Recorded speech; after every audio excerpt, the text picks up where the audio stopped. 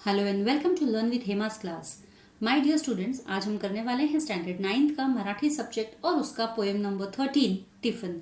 Tiffin means अ plough, जो खेती करने के काम आता है, स्पेशली सीड्स सो करने के लिए काम आता है।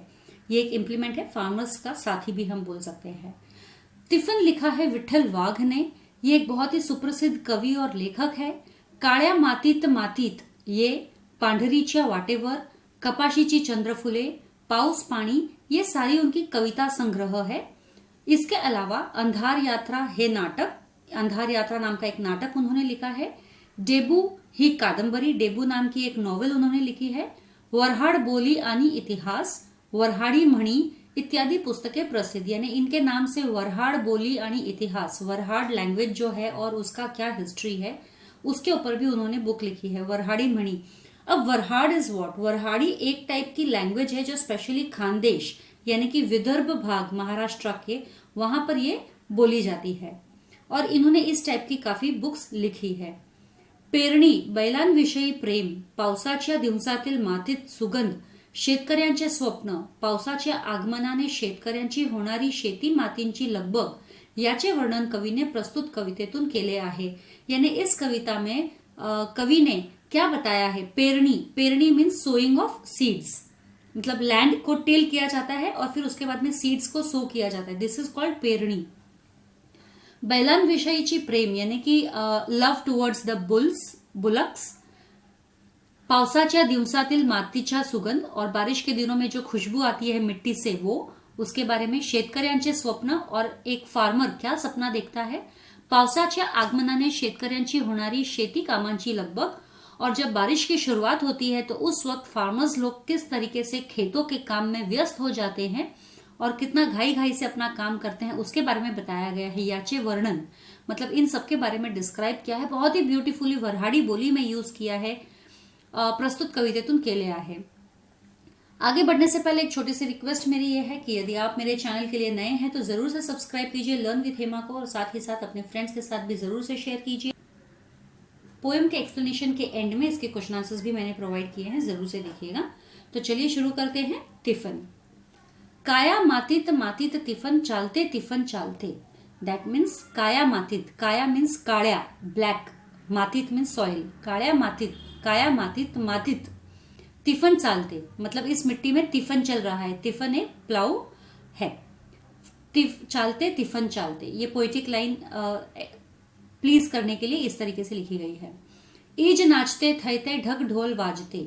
ईज मतलब बिजली, नाचते, जो बिजली नाच रही है, बिजली कड़क रही है आसमान में। थैते ढग ढोल वाजते, और वैसे ही ढग जो है, बादल जो है, ढोल बजा रहे हैं आवाज से, अपने कड़कने की आवाज से। यानी कि ये पूरा बैकग्राउंड बताया है कि काली माटी में ये टिफिन चल रहा है और बिजली जो है चमक रही है और ढोल नगाड़े बज रहे हैं, बादल जो आवाज कर रहे हैं। नंदी बैलाच्या जोड़ीले सदाशिव हकालते। अभी नंदी बैलों की जो जोड़ी है वो सदाशिव यानी कि शंकर रूपी फार्मर ये हकाल रहा है, ये हाँक रहा है। वटी बांधून पोटाले पाराबती उनारते, और पाराबती किसे कहा गया है? पाराबती यानी कि जो फार्मर की वाइफ होती है, शेतकरीन, उसे ये कहा गया है पाराबती। और वो क्या कर रही है? उसने अपने पेट पर एक झोला बांध रखा है जिसमें से वो बीज निकाल निकाल के उस टिफिन में डाल रही है।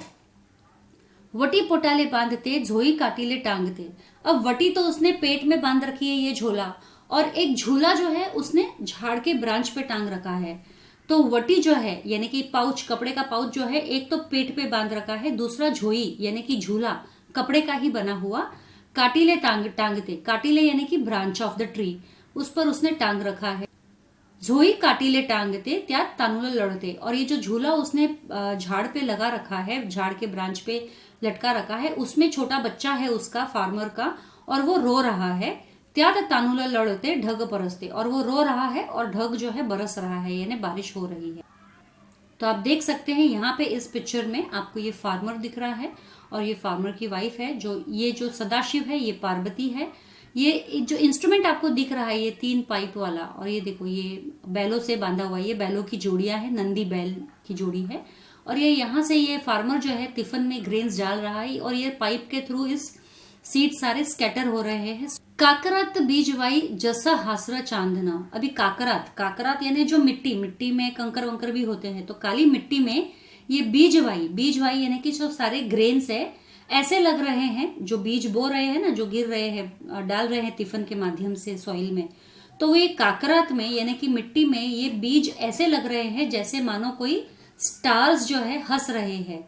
जैसा हासरा चांदना, जैसे कि मानो ये जो रोशनी है हंस रही है, बिखरी हुई है यहाँ पे और हंस रही है। धरतीच्या अंगोपांगी लाड़ा नवसाचा गोंदना। और जगह जगह पे जहां पर भी देखेंगे धरती के अंगोपांगी यानी सारी धरती पर सभी तरफ प्यार से भरा हुआ लाड़ा नवसाचा यानी बहुत ही प्यारा दुलारा, गोंदना यानी टैटू, ये टैटू मंडे हुए हैं। अब ये टैटू क्या है? ये टैटू जो ग्रास जब ग्रो होता है, तो जब शुरुआत होती है, अंकुर जब फूटता है, तो एकदम छोटे छोटे ग्रास दिखते हैं जमीन पे, एकदम हरा हरा जो है डॉट डॉट डॉट जैसे दिखते हैं मानो, तो वो गोंदना कहा गया है। धरतीच्या अंगोपांगी यानी जहां जहां पर देखा जाए धरती के सब जगह पे ये लाड़ा नवसाचा गोंदना ने एक तरफ का टैटू निकाल रखा है उनके वहां पर। सरी वरी सरी येती माती न्याती धूती होते। सरी वर सरी येते यानी बारिश जो बरसती जा रही है, जोर जोर से आ रही है, और माती नहाती धूती होते, और मिट्टी जो है वो पूरी तरह से गीली हो रही है, मैच्योर हो रही है। नाती धूती होते या ना मैच्योर होना, फर्टाइल होना। तिचा कस्तूरीचा वास भूल जीवाले पालते। और उसमें से जो खुशबू आ रही है वो इतनी मीठी है, सुगंधित है कि उसमें हम सब कुछ भूल जाते हैं उस खुशबू में। भूल जीवाले पालते मतलब हम सब कुछ, हमारे होश हवास सब कुछ खो देते हैं। भूल जीवाले पालते वाट सांजीले पाहिते। हम सब कुछ भूल जाते हैं, और जो शाम के समय जो ये शेतकरीन है, जो पार्वती है, वो वेट करती है अपने फार्मर का घर लौटने का। वाट सांजीले पाहिते मतलब रास्ता देख रही है। मैना वाटुली पाहिते राघु तिफन हा।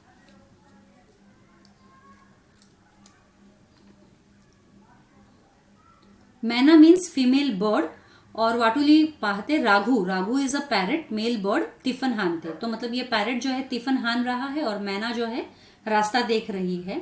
राघु तिफन हानते ढग बरसते। राघु यानी कि यही फार्मर के लिए कहा गया है, वो तिफन हाक रहा है और ढग बरस रहा है, बारिश आ रही है।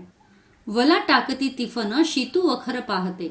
अभी आप देखिए यहाँ पे वला यानी कि ये जो ग्रेन्स इसने ले रखे हैं अपने मुट्ठी में, इसे कहते हैं वला। ये डाल रहा है ना इसके अंदर से तिफन में। टाकती शीतु वखर पाहते। अभी क्या हो रहा है, ये जैसे ही वला यहाँ पे डाल रहा है, तो ये तिफन के माध्यम से ये ग्रेन्स जो है अंदर जा रहे हैं जमीन के अंदर, और फिर उसके बाद में जो है एक यहाँ पे नीचे लेवल करने के लिए, लैंड को लेवल करने के लिए एक बनाया गया है प्लेन पट्टे जैसा, जो सीड्स डालने के बाद में वो उसको कवर कर देता है। वखर पाते, शीतु वखर पाते, एक तो ये होल्ड करता है पहले ग्रेन्स को, और फिर उसके बाद में ऊपर से इसको कवर कर देता है, यानी ग्रेन्स सॉइल के अंदर चले जाते हैं। पानी भिजल ढेकुल लोई पायले वाटते। अब पानी इतना ज्यादा बरस रहा है कि जो ढेकुला है, ढेकुला यानी कि मिट्टी के लम्स, लोनी पायले वाटते, ये सब भीग चुके हैं, और जिसके कारण ये मिट्टी एकदम नरम हो गई है, कीचड़ भी हम बोलते हैं एकदम। काया ढेकलात डोया हिरव सपन पाते। अभी काया मतलब बॉडी, उसका शरीर जो है ढेकलात यानी कि मिट्टी में है, शरीर तो यहाँ पे मिट्टी में है, ये काम कर रहा है, लेकिन डोया मतलब आंखें, आईज, डोळा, तो डोया हिरव सपन पाते, लेकिन आंखों में तो उसके हरा सपना है फार्मर के कि अब मेरे बारिश हो रही है, अच्छी बारिश हो रही है, तो अच्छे क्रॉप्स ग्रो होंगे। डोया सपन पाहते कांटा पाया तो रुकते। आंखें तो सपना देख रही है, लेकिन पैर में कांटा चुभ गया। अभी ये गरीब इतने होते हैं कि उनके पास चप्पल जूते पहनने के भी पैसे नहीं होते, खरीदने के पैसे नहीं होते, तो नंगे पांव इन लोगों को सारा कुछ करना पड़ता है, जिसके कारण उसके पैरों में, फार्मर के पैरों में कांटा चुभ गया है। कांटा पाया तो रुकते लाल रगत सांडते। अब कांटा चुभने से क्या हो गया है, खून निकल आया है, और जिसके कारण लाल रंग जो है नीचे गिर रहा है, लेकिन फिर भी हिरव सपन फूलते।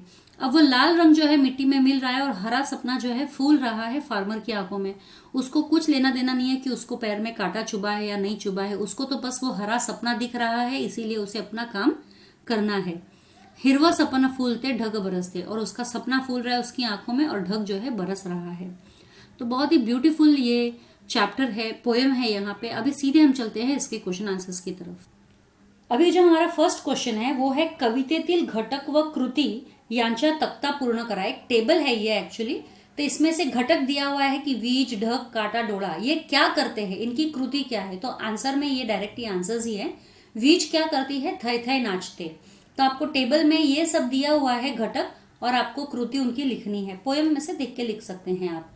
वीज क्या करती है, थय थय नाचते। ढक क्या करते हैं, ढोल वाजवते। काटा क्या करता है, पायात रुततो, पाँव में चुभता है। डोळा क्या करता है, हिरवे सपन पाहतो, हरा सपना देखता है। अब नेक्स्ट क्वेश्चन है, आकृति पूर्ण करा। नाव यहाँ पे दिया हुआ है, शेतकऱ्याचे नाव क्या है, शेतकरी का नाव सदाशिव कहा गया है। शेतकरणीचे नाव क्या है, पार्वती। शेतकरीण का नाम यहाँ पे पार्वती दिया गया है। अब तीसरा है, पुढील अर्थाच्या शब्दसमूहाला कवितेतील योग्य शब्द द्या। ये शब्द समूह है और कविता में इन वर्ड्स के लिए क्या एक वर्ड आया हुआ है। शब्द समूह के लिए एक योग्य वर्ड देना है। तो पेरणीसाठी लागणारे बियाणे बीजवाई। पेरणी के लिए जो बीज लगते हैं उसे क्या कहते हैं, बीजवाई। शेतकरी पेरणीसाठी वापरतो ते अवजार। शेतकरी सोइंग के लिए कौन सा टूल यूज करता है, तिफन। पारावती करते त्या दोन कृति। पार्वती क्या क्या करती है, ये दो कृति हमको बताना है। तो देखो, ओटी पोटाला बांधते, पार्वती क्या करती है, एक पाउच जो उसने अपने पेट पे बांध रखा है, आणि झोळी काठीला टांगते, और झूला जो है वो उसने ब्रांच पे टंगा रखा है। अब नेक्स्ट क्वेश्चन जो है ये सब टेक्सचुअल ही है। पुढील ओळीतील संकल्पना स्पष्ट करा। यहाँ पे संकल्पना हमें स्पष्ट करनी है, यानी एक्सप्लेन करना है इनका मतलब क्या है। तो पहला क्वेश्चन है, काकरात बीजवाई जसं हासर चांदणं। तो इसका ये है, नांगरलेल्या शेत जमिनीत पेरलेले बियाणे असे दिसते की जणू मातीवर चांदणे हसत आहे। नेक्स्ट है, काया ढेकलात डोया हिरवं सपन पाहते। तो ये क्वेश्चन है, काया ढेकलात तर डोया हिरवं सपन पाहते। इसके लिए आंसर है, पावसात नांगरून झालेल्या जमिनीत बी पेरले की भविष्यात हिरवे तरारलेले पीक उगवेल अशी शेतकऱ्याच्या मनात आशा निर्माण होते। काळ्या ढेकळातून उगवलेल्या हिरव्या कोंभाचे तो प्रत्यक्ष डोळ्यांनी स्वप्न पाहतो आहे। अभी फर्स्ट क्वेश्चन है दूसरा, या कवितेत आलेले वऱ्हाडी बोलीतील शब्द शोधा व त्यांना प्रमाण भाषेतील शब्द लिहा। यानी कि इस पोएम में जो वऱ्हाडी भाषा के शब्द आए हुए हैं वो यहाँ पे लिखने हैं, और प्रमाण भाषा यानी कि जो हम एक्चुअल में यूज करते हैं आज की तारीख में उस लैंग्वेज में, वो भाषा के वर्ड यहाँ पे दिए गए हैं। ये जरूर से ऑब्जेक्टिव टाइप में आते हैं क्वेश्चंस। तो काया, काया का मतलब होता है काळ्या। जोडीले यानी जोडीला। झोई यानी झोळी। लढते मीन्स रडते। नाळा लवसांच्या मीन्स लाडा नवसाचं। पाळते पाडते। सांजिले सांजवेळी। रडत रगत रक्त। ये सारे के सारे आपके वऱ्हाडी शब्द हैं, और ये वाले सारे जो है आपके प्रमाण भाषा वाले शब्द हैं, यानी कि जो हम रेगुलर मराठी लैंग्वेज में यूज करते हैं। अब ये जो क्वेश्चन है वो भी कवितेचे आधारे पुढील तख्ता पूर्ण करा। कविता के आधार पर हमें ये टेबल पूरा करना है। तो ये साइड का सारा दिया हुआ है, लेफ्ट साइड का, राइट साइड का हमें सब लिखना है। तो लेट अस लर्न। कवितेचा विषय, कवितेचा विषय क्या है, शेतामधील पेरणी। कवितेची भाषा वऱ्हाडी। कवितेतील पात्र सदाशिव व पार्वती। कौन कौन है, पात्र मतलब कैरेक्टर्स ऑफ द पोएम। कवितेतील तुम्हाला सर्वात आवडलेले प्रतीक। कविता में हमें सबसे अच्छा लगा ऐसा कोई सिंबल, काकरात वीजबाई जसं हासरं चांदणं, ये एक लाइन हमें अच्छी लगी है। कवितेतील नैसर्गिक घटना, वीज नाचते नी ढग बरसतात। ये नैसर्गिक नेचुरल एक्टिविटी है जो होती है। तो बिजली जो नाचती है ना, बिजली कड़कती है और ढग बरसते हैं। अब अगला जो हमारा क्वेश्चन है वो है चौकटी पूर्ण करा। तो सबसे पहला क्वेश्चन है, सरीवर सरी आल्यावर काय होते, सरीवर सरी आल्यावर माती न्हाती धुती होते। नेक्स्ट क्वेश्चन है, जीवाला भूल पाडणारा कस्तुरीचा वास। नेक्स्ट क्वेश्चन है, पाण्यात भिजलेले ढेकूळ असे वाटते, पायाला लोण्यासारखे वाटते। नेक्स्ट क्वेश्चन है, पायात काटा रुतल्यामुळे पाँव में काटा लगने से लाल रक्त सांडते। नेक्स्ट क्वेश्चन है, वाट पाहणाऱ्या शेतकरणीला म्हटले आहे, जो इंतजार कर रही है उस शेतकरी को क्या कहा गया है, मैना। टिफन हाकणाऱ्या शेतकऱ्याला म्हटले आहे, जो टिफन हाक रहा है उस शेतकरी को क्या कहा गया है, राघू। अब ये काव्य सौंदर्य है। काया ढेकलात डोया हिरव सपान पाहते, या ओळीतील भावार्थ स्पष्ट करा। भावार्थ में बताना है, इस लाइन का मीनिंग समझाना है। शेतकरी शेत नांगरतो, यानी कि शेतकरी जो है अपना खेती करता है, सोइंग ऑफ सीड्स कर रहा है. नांगरलेल्या शेतीत बियाणे पेरतो और जो फील्ड को टिल उसने ऑलरेडी कर दिया है उसमें वो सीड्स स्कॅटर करता है, सोइंग ऑफ सीड्स करता है. पाऊस आला की त्याला आनंद होतो, बारिश आई की उससे बहुत खुशी होती है. त्याच्या डोळ्यांसमोर भविष्यात शेतात डोलणारे हिरवे पीक उभे रहतात. तो उसकी आंखों के सामने जो भविष्य में उसके खेतों में हरे भरे ग्रेन्स ग्रो होंगे, उसके एकदम वो उसके आंखों के सामने वो नजारा आ जाता है. तो जणू हिरवे स्वप्न पाहत असतो. ऐसे लग रहा है जैसे वो हरा सपना देख रहा है, कारण या शेतात उगवणाऱ्या धनधान्यातून त्याचे जीवन सुरक्षित होणार आहे. क्योंकि इसी क्षेत्र में से जो धन धान्य उगने वाले हैं उसी के वजह से उसका जीवन जो है सुरक्षित होने वाला है. उद्या त्याच्या कष्टाचे चीज होईल म्हणून तो शेतात राबत असतो. अभी कल जो है उसके खेतों में जो आज वो मेहनत कर रहा है उसका फल उसे कल मिलेगा, है ना. तो इसीलिए वो खेतों में आज मेहनत कर रहा है. त्याच्या मनातील भावना या ओळींमध्ये व्यक्त झाल्या आहेत और उसके मन की यही भावना इस लाइन में यहाँ पर व्यक्त की गई है की पावसात भिजणाऱ्या काळ्या ढेकळांमध्ये त्याच्या डोळ्यांना हिरवे स्वप्न दिसू लागते. तो बारिश में भीगे हुए काले मिट्टी के गुठलों में उसकी आंखों ने हरे सपने देखे हैं. काटा पायात रुतते लाल रगत सांडते हिरवं सपन फुलते. या ओळीचा संदर्भ स्पष्ट करा. अभी काटा पायात रुतते यानी काटा जो पाँव में लगता है, लाल रगत सांडते और हरा लाल रंग का रंग जो है वो गिरता है, पैरों से गिरकर मिट्टी में मिलता है और हिरवं सपन फुलते और हरा सपना उसकी आंखों में बन रहा है. इसका मतलब बताना. शेतकरी आपल्या शेतात धान्य पिकवण्यासाठी दिवस रात्र कबाड कष्ट करतो. मतलब फार्मर जो है अपने फील्ड्स में दिन रात मेहनत करता है टू ग्रो द ग्रेन्स. त्याचे पोट भरण्यासाठी व संसार चालवण्यासाठी शेतात पीक येणे गरजेचे आहे. क्योंकि अगर उसको अपना पेट भरना है और संसार को भी चलाना है तो उसके लिए उसके खेतों में ये पीक होना जरूरी है, यानी कि ये क्रॉप्स ग्रो होना जरूरी है. आपली शेती पावसावर अवलंबून आहे और उसे ये भी पता है कि उनकी जो खेतीबाड़ी है वो बारिश के ऊपर डिपेंड है. म्हणून पावसाची चाहूल लागताच तो शेत नांगरतो व बियाणे पेरतो. इसीलिए जैसे ही ऐसे लग रहा है कि अब बारिश होने वाली है या बारिश आ रही है तो वो क्या करता है, अपनी खेती को टिलिंग करता है. पहले तो खोदता है और फिर उसके बाद में सोइंग करता है, सीड्स को सो करता है. या ओळीमध्ये काटा पायात रुततो, इस लाइन में यहाँ पे लिखा गया है काटा पायात रुततो आणि रक्त निघतो. इसका मतलब ये है कि शेतकऱ्याच्या दुखाचे सूचन केले आहे. यहाँ पे शेतकरी के दुखों के बारे में बताया गया है इसके बारे में. पण शेतात धान्य उगवणार आहे, लेकिन खेत में जब धान्य उगेगा हे हिरवं स्वप्न तो डोळ्यांनी पाहत असतो. ये हरा सपना वो अपने आंखों से देखता रहता है. पीक उगवण्याच्या आनंदात तो असल्यामुळे त्याला कष्टाचे व सोसलेल्या दुखाचे काहीच वाटत नाही.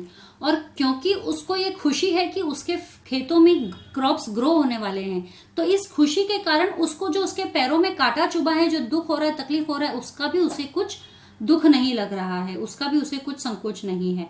होए तो होए, क्योंकि उसकी तो आगे खुशी दिख रही है उसे, क्योंकि क्रॉप्स ग्रो होंगे. म्हणून कवींनी म्हटले आहे की काटा ऋतून पायातून लाल रक्त जरी आले तरी त्या लाल रक्तात उद्याचे हिरवे स्वप्न फुललेले आहे. इसीलिए कवि ने यहाँ पे कहा है कि कांटा चुभने के बाद भी जब पैरों से खून निकल रहा है तो भी उसे वो पैरों के से जो खून मिला है, मिट्टी में जो मिल रहा है, उससे वो हरा सपना ही उसे मिलने वाला है. तो वो हरा सपना उसकी आंखों में फूल रहा है. शेतकऱ्याचे कष्टमय जीवन व आनंद या विषयी तुमसे मत स्पष्ट करा. अब शेतकरी का जो जीवन है वो बिल्कुल कष्टों से भरा हुआ है, लेकिन फिर भी उसे वो आनंद देता है, खुशी देता है. इसके बारे में हमें बताना है. आपण जे अन्न धान्य खातो ते निर्माण करणारा शेतकरी हा आपला पोशिंदा है. हम जो भी खाते हैं वो शेतकरी निर्माण करता है, इसीलिए वो हमारा पालनहार भी हम बोल सकते हैं. परंतु शेतकऱ्याचे जीवन मात्र कष्टमय आहे, लेकिन शेतकरी का जीवन खुद दुखों से भरा हुआ है, तकलीफों से भरा हुआ है. लहरी पावसाच्या भरवशावर त्याचे जीवन अवलंबून असते की भरपूर बारिश होगी, इस विश्वास पर उसका जीवन जो है डिपेंड है. शेतकरी शेतात दिवस रात्र खपतो, खेतों में दिन रात काम करता है. शेतकरी भाजणी करतो, नांगरणी करतो, पेरणी करतो, लावणी करतो.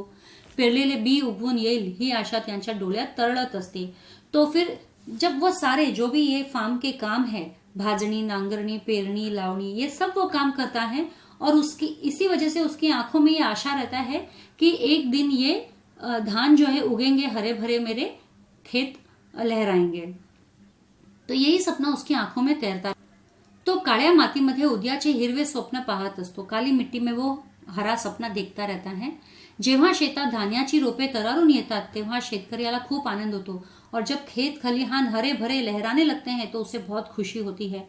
अतिवृष्टी किंवा दुष्काळामुळे जसे अतोनात दुःख होते तसे पीक आल्यावर शेतकऱ्याला आनंदाचे भरत येते। तो जैसे कि कभी बहुत ज़्यादा बारिश हो जाती है, बाढ़ आ जाती है तो क्रॉप्स डिस्ट्रॉय हो जाते हैं, दुष्काल सूखा पड़ता है तो क्रॉप्स डिस्ट्रॉय होते हैं, तो उसे बहुत दुख होता है। उतना ही उलटा उसे बहुत खुशी होती है अगर क्रॉप्स बहुत अच्छे से हो जाते हैं।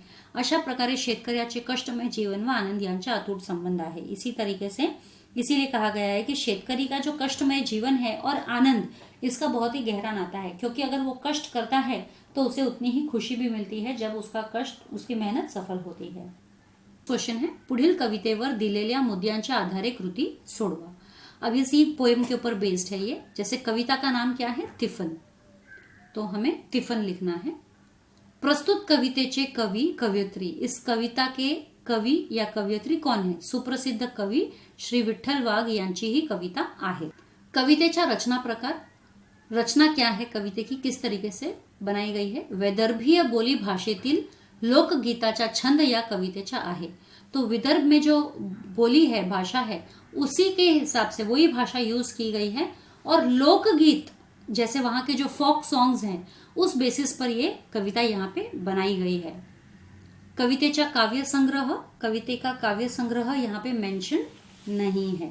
कवितेचा विषय, पेरणीच्या वेळी शेतकामाची लगबग व शेतकऱ्याचे कष्टमय जीवन, हा ये कवितेचा विषय है। मतलब पेरणी, सोइंग के टाइम पे जो खेत काम की जो घाई होती है फार्मर को और उसका जो कष्टमय जीवन है उसके बारे में ये कविता का विषय है। कवितेतून व्यक्त होणारा स्थायी भाव, शेतकऱ्याच्या कष्टामधून निर्माण होणाऱ्या पिकाचे मोल जाणून घेणे हा स्थायी भाव व्यक्त झाला है। तो इससे हमें क्या समझ में आता है, इस पोएम से हमें ये समझ में आता है कि शेतकरी जो इतनी कष्ट करता है और क्रॉप्स ग्रो करता है तो हमें उन क्रॉप्स को, ग्रेन्स को वैल्यू करना चाहिए। यही हमें एक यहाँ पे समझ दी गई है। बेसिकली हमें क्रॉप्स को वेस्ट नहीं करना चाहिए, यही यहाँ पे बताया गया है। कवितेच्या कवीची कवित्रींची लेखन वैशिष्ट्य, वैसे ये वाला क्वेश्चन नहीं रहता है मोस्टली, मैं खाली रीड आउट कर देती हूँ। विदर्भातील बोलीभाषेचा साज या कवितेला चढवला आहे, तसेच 8+6 अक्षरांच्या लोकबंध या कवितेला असल्यामुळे या कवितेची अंतर्गत लय मनोहरी झाली आहे। आशयाला पूरक असलेला लोकगीताचा बाज व लयबद्धता ही या कवितेची वैशिष्ट्ये आहेत। शेतकऱ्याची दशा व कष्टाला संपर्क शब्दांची जोड मिळाल्यामुळे आणि सहज ओठात गुणगुणावा असा नाद कवितेला असल्यामुळे ही कविता गेयतेने परिपूर्ण झाली आहे। कवितेची मध्यमवर्ती कल्पना, काळ्या मातीत पेरणी चाललेली असताना शेतकरी व शेतकरीण भर पावसात सहकार्याने बियाणे पेरतात। झोळीत तान्हुले रडत असतेनी पायात काटा रुततो तरी शेतकऱ्याच्या डोळ्यांतील फुललेले हिरवे स्वप्न यांचे हृदयगम चित्रण प्रस्तुत कवितेत केले आहे। तो ये क्या कल्पना है, कविते के माध्यम से क्या कल्पना यहाँ पे की गई है कि काली माटी में जो पेरणी चल रही है उसमें शेतकरी और शेतकरीण ये लोग जो है बारिश की मदद से बियाने करते हैं, बियाने मतलब सीड सो करते हैं, और जो इतना बिजी हो जाते हैं ये काम में अपने कि इनका बच्चा रो रहा है झाड़ पे लगे हुए झूले पे और फार्मर को कांटा भी चुभ रहा है तो भी उनको कुछ फर्क नहीं पड़ रहा है उनकी तकलीफों से, क्योंकि उनके आंखों में तो सिर्फ हरा सपना ही नाच रहा है। कवितेतून व्यक्त होणारा विचार, वैसे इस टाइप के क्वेश्चंस नहीं आते हैं तो भी आप लिख लीजिए। पेरणीच्या हंगामात पाऊस पाण्यात कष्ट करून व घाम गाळून शेतकरी बी बियाण्यांतून हिरवे मुले फुलवतो, पीक येण्याचे हिरवे स्वप्न त्याच्या डोळ्यात कसे तरळते याचे हृदय द्रावक वर्णन करताना शेतकऱ्याच्या कष्टाचे मूल्य कवि ने अधोरेखित केले आहे। वैसे इस टाइप के क्वेश्चन नहीं आते हैं ये वाले, तो आप लर्न मत करना, लेकिन लिखने के लिए, बुक्स कंप्लीट करने के लिए आप लिख सकते हैं। कवि ने अधोरेखित केले आहे। कवितेतील आवडलेल्या ओळी ये जरूर लिख सकते हो। झोई काठीले टांगते त्यात तांदूळ लढते ढग बरसते, ये योर फेवरेट लाइन्स में जरूर से आएगा ये। कविता आवडण्याची व न आवडण्याची कारणे, ये भी आएगा पॉइंट। शेतकऱ्यांच्या कष्टकरी जीवनाचे चित्र हृदयाला भिडणारा आहे। भर पावसात शेती काम करताना तान्हे मूल रडत असतानाही पेरणी करावी लागते व हिरवे स्वप्न फुलवावे लागते, हा आशय हृदय हेलावून सोडणारा आहे। लोकगीताची एक संथ लय या कवितेला आहे। पावसात भिजलेल्या मातीला हाती धुती स्त्री म्हटले आहे व या काळ्या आईचे हृदय वर्णन चपखल शब्दांत केल्यामुळे ही कविता मला खूप आवडते। कवितेतून मिळणारा संदेश, साऱ्या जगाच्या पोशिंदा असलेला शेतकरी त्याचे कष्टमय जीवन जाणून घ्यावे व ग्रामीण जीवनाच्या व बोलीचा परिचय व्हावा, हा उद्देश्य समाज मनाला कळणे फार महत्त्वाचे आहे. तो इसी के साथ ही मेरा ये चैप्टर एक्सप्लेनेशन और क्वेश्चन आंसर्स एक्सप्लेनेशन खत्म हुआ है. जल्दी मिलेंगे अगले वीडियो में. तब तक के लिए stay safe, stay secure. Thank you.